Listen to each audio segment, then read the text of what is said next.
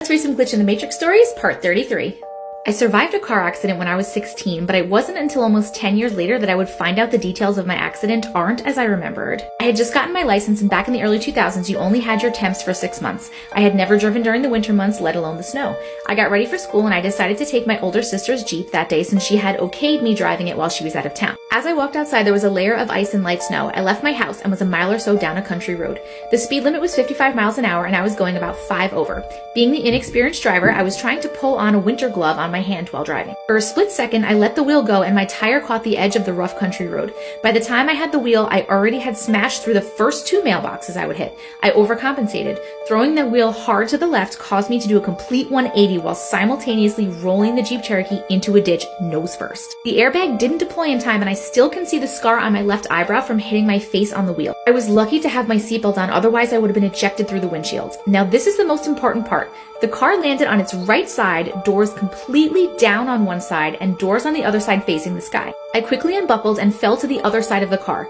Grabbing my phone, I called my dad. I just wanted out of the car as fast as possible.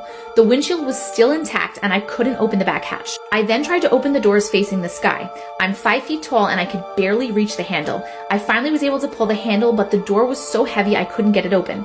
Then, out of nowhere, the door I'm trying to open opens to the sky. A man reaches in, grabs both my arms, and pulls me from the car. My body scraped across the door opening and left bruises that I would have for weeks. As I stood on top of the turned over Jeep, I see 2 teachers from my school parking and getting out of their car. They run over and help me down off the car and into theirs. Within seconds, my dad and the ambulances arrive. This is where it gets interesting. Fast forward almost 10 years later, I was at a wedding with tons of people from my hometown. I ran into one of the teachers and the story of my terrible accident is brought up while I'm standing around the bar. I added in pieces and parts, but specifically the part about the man that pulled me from the car. At that moment, the teacher's eyes bug out of their head and they said, "What are you talking about? No one else was there. It was just you standing on top of the car when we pulled up." I know this person existed. My mom and I talked in depth that week about sending this man a thank you or a gift. I'm not a particularly religious person, but I absolutely believe in this universe. Someone or something pulled me from that Jeep. My height and the sheer weight of that door would have been impossible for me to exit the vehicle on my own.